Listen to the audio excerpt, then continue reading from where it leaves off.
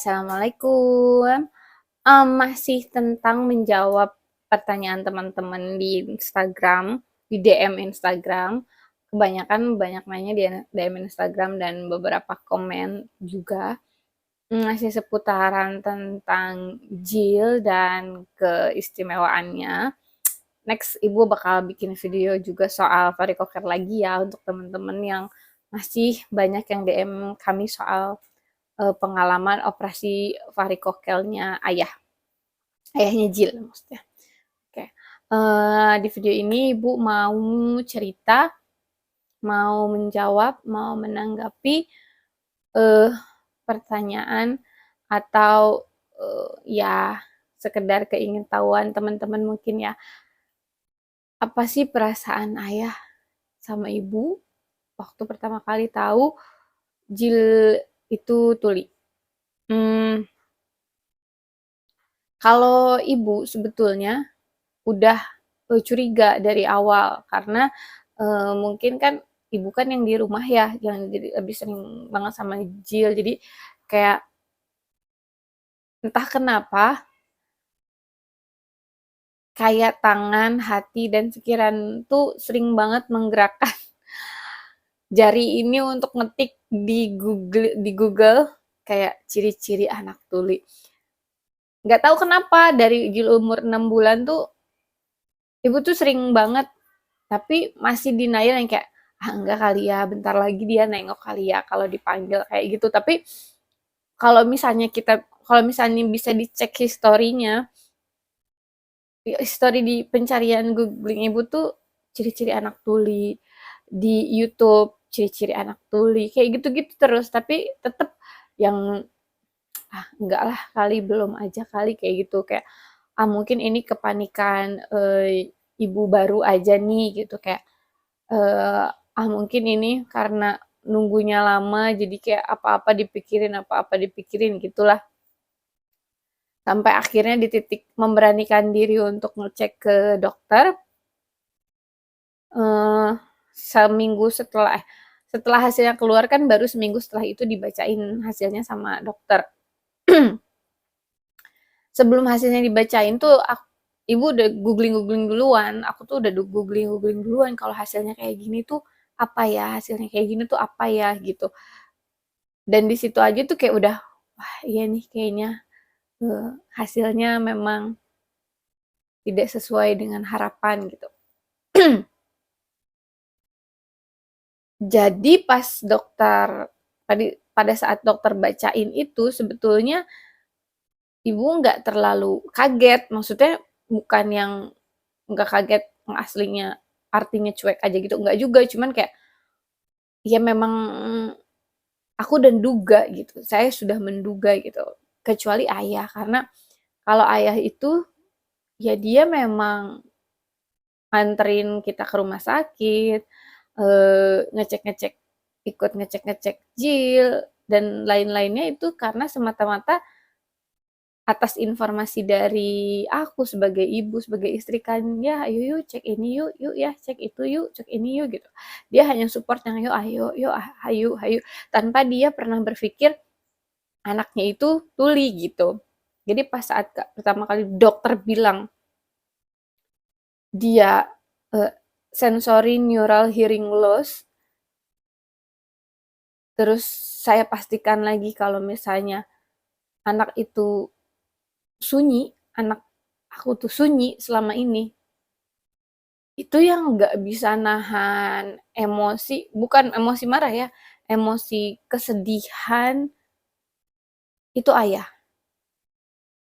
Aku itu masih yang bibir getar aja gitu. Tapi kalau ayah tuh yang udah bengong. Kalau cowok kan beda ya sama perempuan. Kalau perempuan kan bisa langsung nangis kayak gitu. Tapi kalau mungkin kalau laki-laki tuh lebih sulit mencernanya. Jadi kayak kosong aja gitu. Kayak kosong, diajak ngomong apapun sama dokternya tuh dia kayak blank aja gitu, kayak fisiknya ada di sana, raganya ada di sana, tapi isinya tuh kayaknya nggak tahu kemana gitu. Dan di saat itu tuh kan yang kita bawa Jilnya kan bobo sambil digendong aku bobo. Nah terus Cuman yang bikin saat di dokter itu nangis aku tuh pecah sampai netes, ya saat aku tanya ke dokternya, saat dokternya bilang dia sensory neural hearing loss, eee, kelainannya di telinga dalam. Karena itu bahasa medis, kita kan agak, pusing ya mencernanya. Jadi aku sederhanakan saat itu, aku tanya pastikan lagi ke dokter, jadi aku cuman bilang, "Maaf Dok, jadi anak saya selama ini sunyi, sepi." Aku bilang, terus dokternya bilang, "Iya." Itu aku langsung des, nggak pengen nangis. Udah ditahan-tahan, nggak boleh nangis gitu, karena ini anak di gendonganku gitu. Cuman ya tetep aja gitu, kayak membayangkan kesunyiannya dia di 1 tahun 4 bulan, selama ini dia ketawa-ketawa, selama ini dia lari-lari, teriak-teriak, aku nyanyi-nyanyi, terus dia joget-joget, terus aku pikir karena denger denger suaraku, aku pikir karena denger musik yang aku nyalain, aku pikir karena semua yang dia dengarkan gitu, tapi ternyata semuanya karena visual, karena apa yang dia lihat gitu, kayak, wah, oke. Saat itu kita nggak mau berlarut-larut, saat itu kami cuma tanya sama dokternya, terus apa yang harus kami lakukan, akhirnya dokternya ngasih tahu kan ada kalau misalnya aku sama suami mau, ini ada pemeriksaan lanjutan, beberapa beberapa pemeriksaan lanjutan biar ketahuan validnya dia bisa dengar ada sisa pendengaran di berapa desibel, jadi kalau mau pakai alat bantu dengar, itu, bisa sesuai dengan apa yang seharusnya dia butuhkan gitu. Dan dia kasih tahu tentang si implan koklea itu. Nah, kita nggak mau berlama-lama di situ, jadi ya udah kita minta rujukan untuk melakukan semua serangkaian tes yang seharusnya gitu. Sampai ke rumah, kita mah lagi banyak saudara di rumah, jadi kita nggak mungkin bersedih-sedih, kita tahan sedihnya, kita anggap tidak apa-apa. Jill juga karena lagi banyak saudaranya, jadi dia main-main aja sama saudaranya. Baru setelah semuanya sepi, kita diam-diaman, diam-diaman bukan marah-marahan ya, kita diam-diaman mencerna semuanya. Ayah juga masih kosong, sampai akhirnya aku beranikan diri bilang sama ayahnya Jill udah tidur ya, tengah malam posisinya. Aku bilang sama sama ayahnya Jill, "Ayah kalau mau nangis, nangis aja, gak apa-apa," aku bilang. Dikeluarin aja emosinya, jangan ditahan sendiri. It's okay untuk ayah juga nangis. Dia masih diem, terus aku peluk, terus dia nangis. Dia merasa tidak, dia merasa tidak, apa ya, dia merasa tidak baik dalam menjaga aku pas hamil, karena kan kemungkinan besar aku kena virus tokso atau rubella saat hamil. Dia ngerasa salah,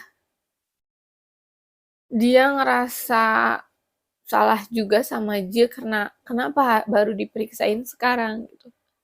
Kenapa butuh waktu 1 tahun 4 bulan untuk tahu Jill itu nggak denger gitu.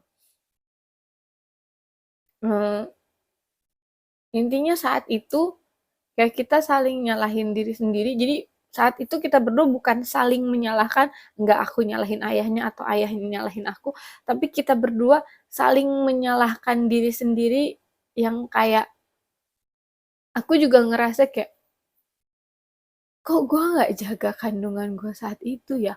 Kok bisa ya gue nggak tahu kalau gue kena virus? kok bisa ya gue baik-baik aja saat hamil padahal ternyata ada virus yang nyerang janin gue gitu. Semuanya tuh kayak, kok tolol banget ya gue, kok ini banget ya gue. Apalagi pas kita lihat ini anak tidur pules, terus kita tuh kayak yang, kok bisa ya kita berdua nggak bisa jaga diri kita saat aku hamil sampai akhirnya kok ini anak yang harus nanggungnya gitu. Kenapa virusnya itu kena ke dia gitu kayak saat itu tuh yang kita pikirin tuh itu, tapi kayak kalau saling menyalahkan suami istri, kamu sih kamu gitu, itu nggak ada, kita tuh benar-benar nggak ada kayak gitu. Terus kayak perasaan nyalahin Tuhan, kayak nyalahin Allah, kayak apalagi sih ini ya Allah, kok jahat banget sama kita, kok tega banget kemarin nungguin bisa hamil Jil bisa sampai 7 tahun lebih, sekarang udah dikasih, kok dikasih lagi Jilnya kayak gini. Nggak ada sama sekali, itu beneran nggak ada sama sekali nyalahin Allah. Yang ada kita tuh malah nangis, ngadu, minta maaf sama Allah yang kesannya 7 tahun lebih kita berusaha pengen punya anak, sekalinya dikasih kepercayaan, kok nggak kita jagain ya gitu. Kayak kita minta maaf sama Allah, kayak ya Allah maaf ya, kita nggak jagain, maaf ya kita teledor gitu. Itu adalah seminggu tuh kayak gitu, rasa nyalahin diri sendirinya tuh adalah seminggu tuh kayak gitu. Cuman abis dari situ kita berdua kayak yang udah, stop. Stop, stop terpuruk, tidak boleh terpuruk. Ada anak yang harus kita usahakan, ada anak yang harus kita bersamai, ada anak yang harus kita support, kita didik, kita asuh, kita sayang. Ayo, ikhtiarkan yang terbaik semaksimal mungkin untuk masa depannya dia. Udah, dari situ kita kita stop saling menyalahkan, kita stop semuanya, kita maju.